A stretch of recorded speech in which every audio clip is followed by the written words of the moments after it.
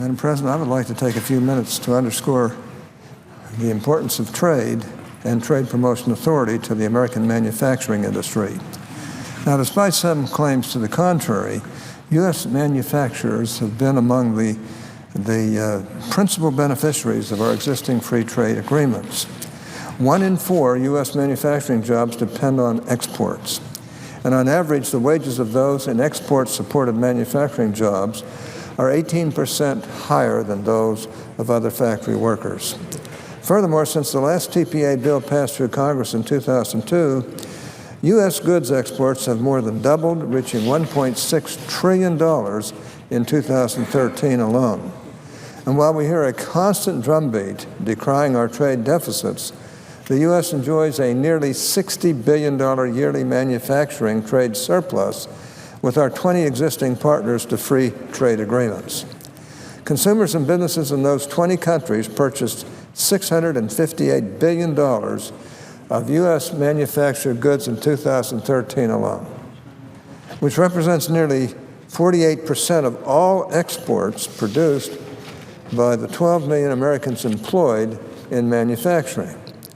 Clearly, Madam President, in places where we have free trade agreements where our manufacturers can compete on a level playing field, they are winning. We need to build on that track record of success and enact more high-standard 21st century free trade agreements. That is yet another reason why we need TPA. It's no wonder, then, that our TPA bill is supported by manufacturers throughout the country.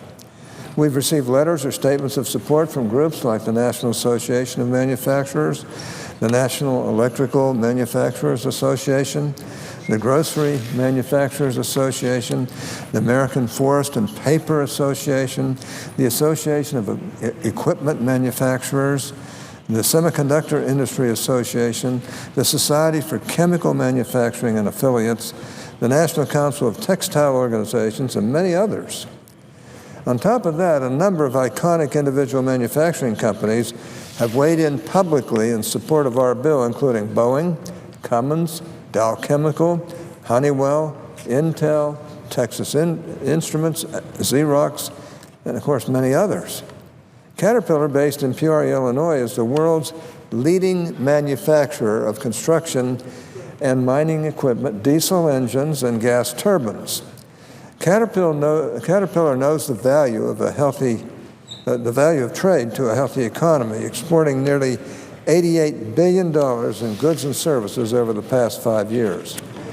And they know that if we pass TPA, they can do even better.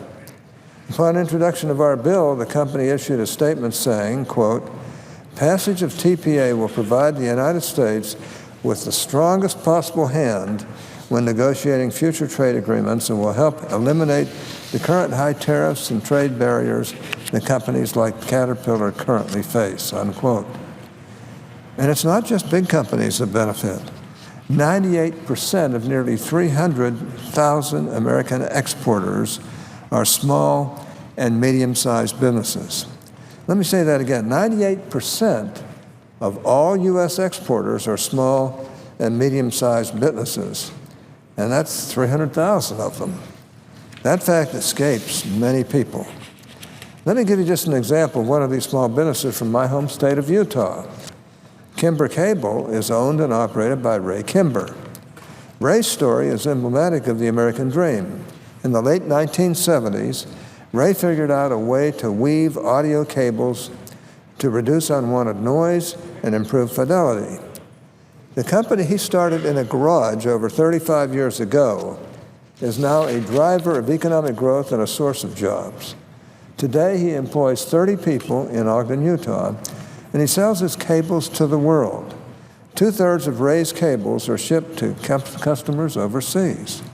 Ray is not only a friend of mine, he's also an outstanding example of a larger truth.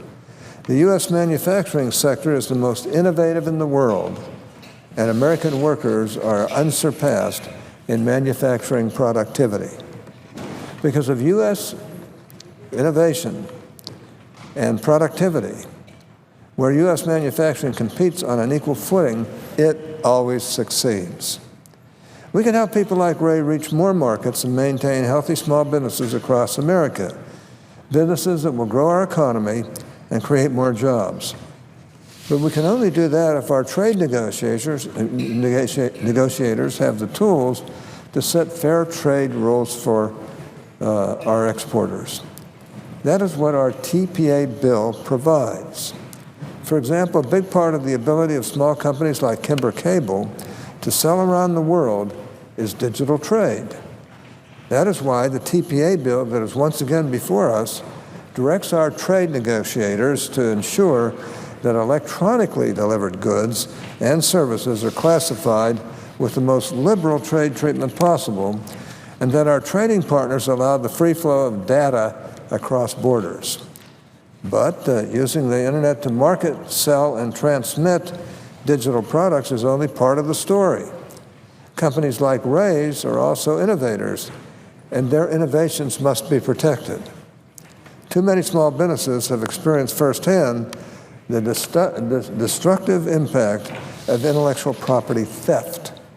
Companies like Kimber Cable have to contend with counterfeiters stealing his company's name to sell inferior products. This TPA bill, therefore, will also ensure that U.S. trade agreements reflect a standard of intellectual property rights protection similar to that found in our own United States law. The bill calls for an end to the theft of U.S. intellectual property by foreign governments, including piracy and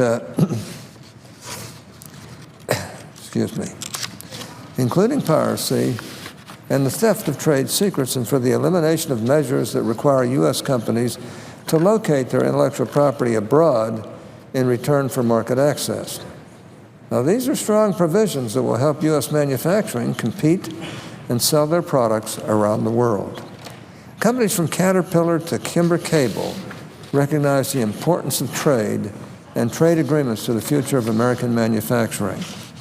They recognize that 95% of the world's consumers live outside of the United States, and that if we want to sell American-made products to these customers, we need strong trade agreements that break down barriers and level the playing field.